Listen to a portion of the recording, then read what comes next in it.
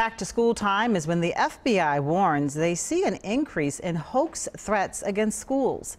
Law enforcement takes every threat seriously and investigates each one to determine if it's credible or a prank. That drains resources, costs taxpayers dollars, and as WCCO's Jennifer Mayerle reports, it can also land the person making the threat in jail. Orono High School went on lockdown near the end of last school year. Local and federal law enforcement surrounded it after a threat to shoot up the school posted on Twitter. It required a substantial response and effort to determine that it wasn't a real threat. FBI Assistant Special Agent Joe Rivers says the ease of posting on social media has increased the number of school hoax threats nationwide.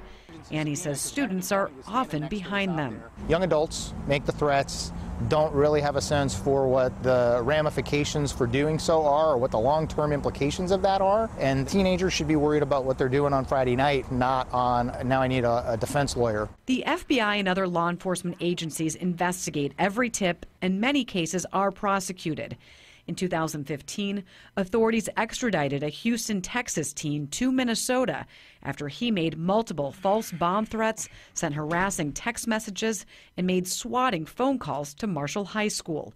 He was sentenced to 41 months in prison. A hoax or a real threat is no different for us. We have to treat them the same, because if it is real, we need to actually try to prevent it or to, minimize the harm or damage that could be caused. People make hoax threats for a number of reasons, according to the FBI, including to seek revenge, attention, to be in control, or maybe they've been bullied.